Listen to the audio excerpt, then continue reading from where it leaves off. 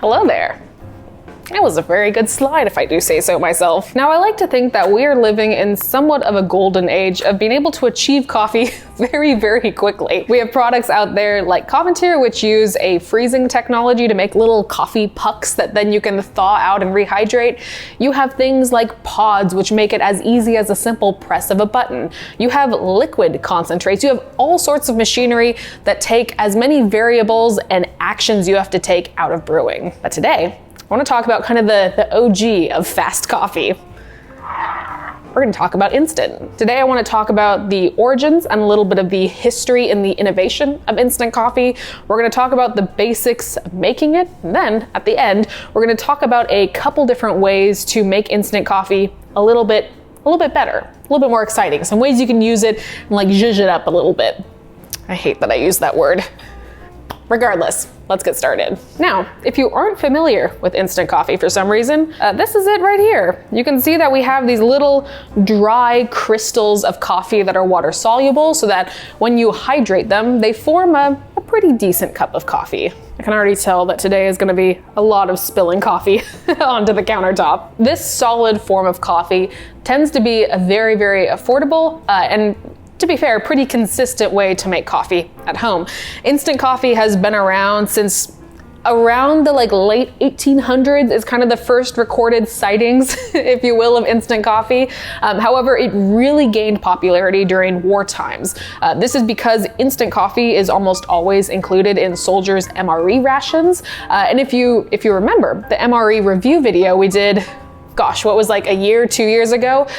It was all instant coffee. This stuff lasts for a super long time, it's consistent, and it packs down into a very, very small pouch. So during World War I and also World War II, you saw a lot of this floating around. Additionally, around that time in the 1930s, Brazil, which is one of the world's largest producers of coffee, happened to have a ton of unsold coffee due to different disruptions in the supply chain and also just the global market. So what they did is they went to Nestle, which at the time was primarily creating milk products like milk powders and such like that. And they asked Nestle to find something to do with all of this coffee that they had.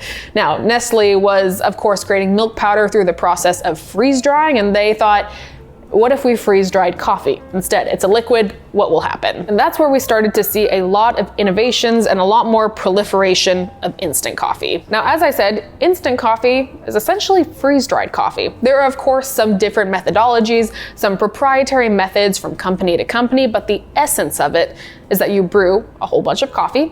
You then evaporate it down to a very concentrated form, and then you either freeze dry or spray dry it into these little crystals. It then gets packaged up, shipped everywhere, and ultimately you drink it. Now, speaking of drinking it, I'm gonna go get some hot water on.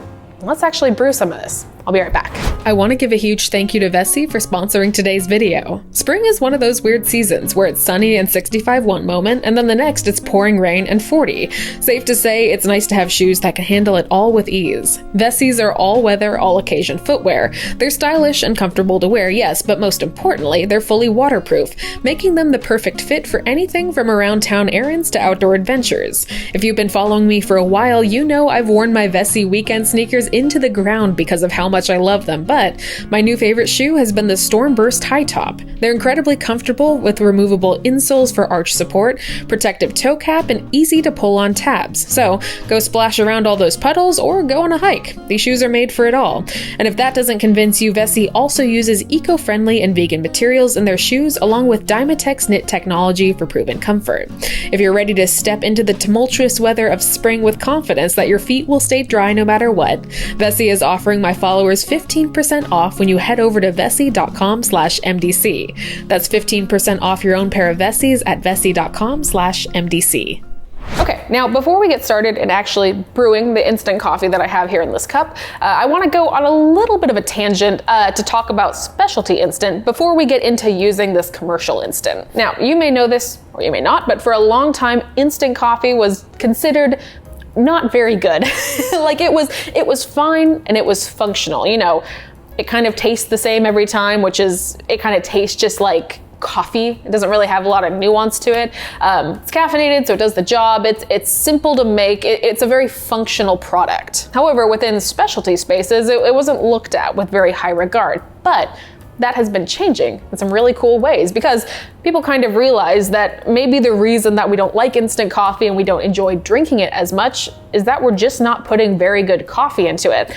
Perhaps if we put better coffee into it, the instant coffee will take better. It makes sense mathematically. So today, when we talk about making instant, I'm gonna be essentially looking at that earlier product. We're gonna be looking at the kind of instant that you find in a standard grocery store that just kind of is your base instant. But if you are interested in trying some much more elevated and perhaps better tasting instant coffees, there are a lot of options out there for you. I'm gonna link some of my favorites down below. These are not sponsorships, these are just ones that I have tried before in the past and I've really enjoyed. Now, I brought out this additional packet of instant coffee I have because I wanted to show you kind of where instant coffee has gone in the specialty space. What I have here and what we're using today is your grocery store stuff, but if you really want to go down the rabbit hole yourself, you have options. This Savage coffee is a washed carbonic maceration geisha that has been turned into an instant, which are words I don't think we thought we would ever say, 30 years ago. Regardless, let's make coffee. Now, the first kind of pitfall of instant coffee is that it often doesn't come with very much instruction. For example, on the back of this container that I have, to make a cup, add 1 to 2 teaspoons per cup and add hot water. If desired, add milk and sweetener. Now, the problem with that back description is that while it provides us with some steps, it doesn't really provide us with many amounts. And so when I make instant coffee, I do like to weigh everything out. First of all, so I know how much I'm actually using, but additionally, so that I can replicate it every day, rather than just saying I'm gonna use a scoop or 2 scoops, which is it has some variance to it. Now, just because I happen to be a measuring person, if you are someone who prefers to scoop, pour, and then mix and drink, by all means, go for it. Now, we're gonna be brewing 8 ounces of coffee today, which is approximately 250 mils, I believe.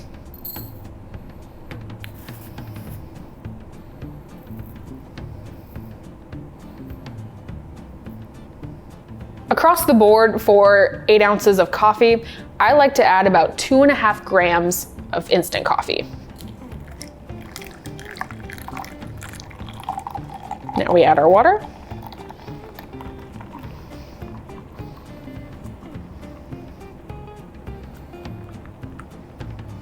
Tiny spoon is optional, but preferred. There we have it. A very, very quick cup of coffee. When I said I was brewing and making coffee, usually that means we spend about 3 to 4 minutes here doing something. This took in total, not counting the water boiling, 30 seconds. Maybe. Let's sip. It's fine. I think that's the word I give to this. It lacks a lot of the kind of body and texture and mouthfeel that a traditionally brewed coffee has, because you're lacking all of those nice coffee oils and everything like that. But it's fine. Tastes like coffee. If you prefer it to be a stronger cup, it is very easy to just pop in some more instant coffee to the proportion that you prefer. It's a pretty simple product, but let's make it a little bit better. Let's talk about the 3 things I like to do with instant coffee that I think makes it slightly more functional and in some ways taste a little bit better. Now, the first thing we're gonna do is just adding 1 single ingredient to this cup we have already brewed. Now, I find for most very commercial instant coffees, they tend to be a very dark and bitter flavor. I would compare them to a very traditional coffee profile, kind of in line with French roasts and Italian roasts. It's a lot of roasting flavor rather than a lot of the acidity you see in specialty coffee. One of the ways you can cut down your perceived bitterness in coffee is by adding a tiny bit of salt. As you can see, I have some salt right here. Now, this is not a lot, it's just a little pinch. Pop that in there. Once more, stir with a tiny spoon.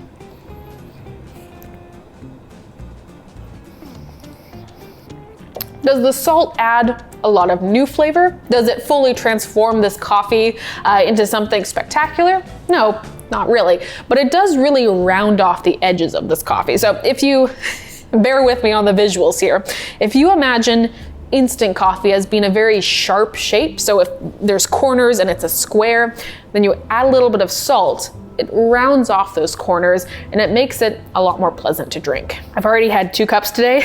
I cannot finish all of this.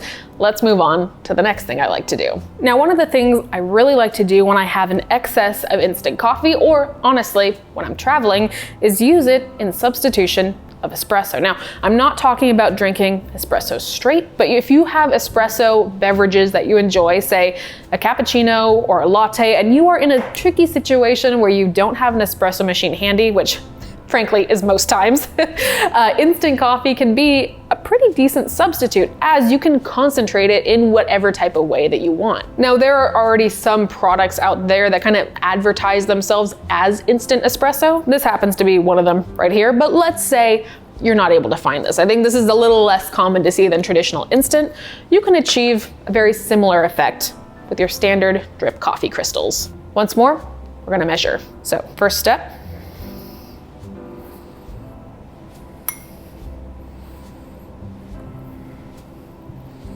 for this, I like to use 3.5 grams of instant coffee. Now we have our water.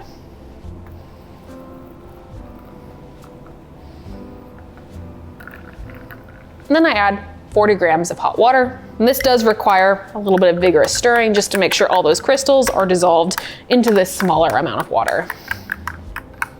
Now, I've prepped off a nice latte here. However, if you want to do this in a hot latte, it is also a very decent base for that. Oh my gosh, it is just Morgan spills coffee everywhere today. All right, you know what to do here.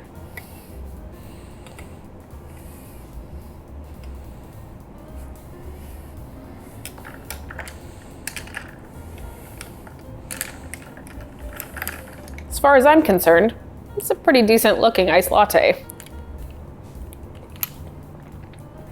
In this format, a lot of that kind of punchier, chocolatey coffee flavor really kicks through the milk in a way that is really pleasant. Like, this truly does taste like there is coffee in here. Obviously, there is, but what I'm saying is that that flavor of coffee doesn't get completely washed out with the milk.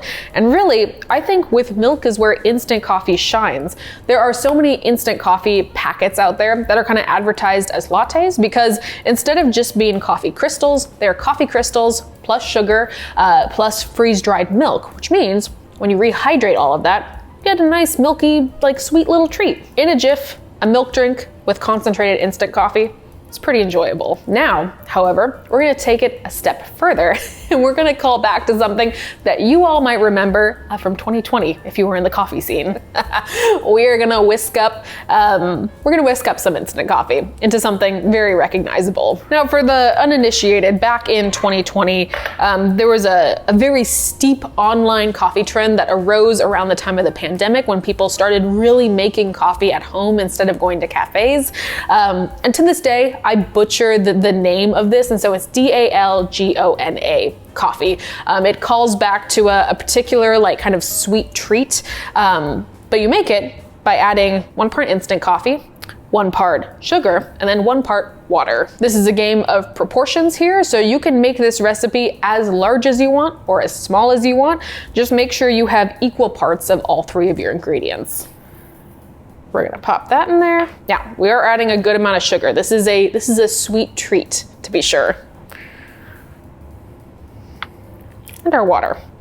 Of note, all of our recipes and things we have talked about so far have used hot water. However, when making this concoction, if you will, I do recommend using cold water, as it will froth far better and hold its texture a lot better. Prior to using a milk frother to mix all of this up, I do like to make sure everything is mostly hydrated. So I'll use a little spoon just to kind of mix things together. Make sure that we don't have any big dry patches. We have a milk frother. I want you to now just go to town on this. It's gonna take longer than you think it will.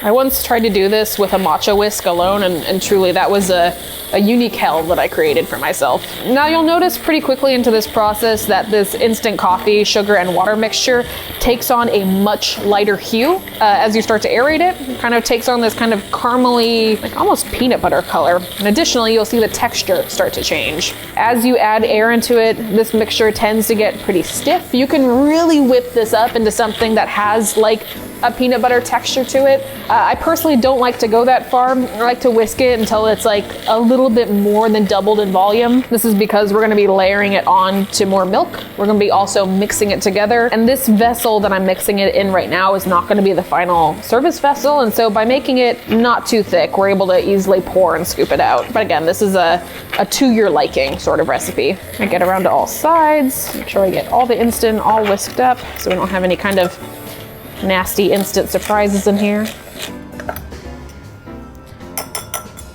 Okay, now you have something that has a much thicker syrupy texture. If you continue to whip this like ad nauseum, you will be able to increase its volume and its stiffness a lot more. But again, this is where I like to stop. Now, if you're really looking for efficiency and just like a jolt of caffeine, I suppose you could just have that mixture as it is currently. However, we're gonna make it the way we made it in 2020. There we go. Whatever milk you like. Tastes really nice with whole milk, but you could of course do this with oat milk or whatever substitute you have too. Fill that up like you would an iced latte. I'm gonna do one more little pass with the frother just to make sure we haven't lost any air before we layer it. And then simply pour our mixture on top. Now, it is thoroughly aerated, so you'll notice that it settles just at the top. And this is where the consistency that I like comes into play, because if you get it much thicker than this, it gets really tricky to mix into the milk. There you have it. For all your Instagram whipped coffee aesthetics, this is the drink for you. Some people, I think, just like drink through the layers, but I'm more of a fan of like a homogenized drinking experience here. We'll leave a little bit on the top. Truly, this is decadent. I will also note that it is very caffeinated. There is a lot of instant coffee in here, and as you size up this recipe, just be conscious of how much caffeine you're consuming. That's all I'll say. So, instant coffee. It's a little bit about it, how to use it. It's a versatile, very fun kind of, I don't know, in my opinion, like somewhat whimsical product. There's a lot you can do with it. Additionally, it's a really, really great product to have on hand if you do a lot of baking. Very adjacent to what I talk about with coffee usually, but coffee and chocolate are two flavors that very much complement one another. And so if you are doing a recipe that is highly chocolate-based, tossing in some instant coffee can really, really elevate that chocolate profile without directly adding like coffee flavor. Just a fun little side note there. Regardless, I hope you learned something. I hope we had some fun today. Instant coffee is something I really like to talk about and learn more about. So if you have any memories or things that you like to do with your instant coffee, as always, I would love to hear them down in the description below. Down in the comments. You don't talk to me in the description. I talk to you in the description. And speaking of description, I will also link some fun resources to specialty instant coffee, as well as some more like elaborate articles as to the history of instant coffee. As always, thank you to Vessi for sponsoring today's video. I'm gonna go, I'm gonna drink this one. I haven't had one of these in a long time, so I'm gonna go enjoy this, and I'll see you all next time. My name is Morgan. You can find me here with long form videos on Fridays. Additionally, you can find me in shorts or almost every day on Instagram and TikTok. This was a good time. I hope you have a good week. I'll see you next time. Bye, everyone.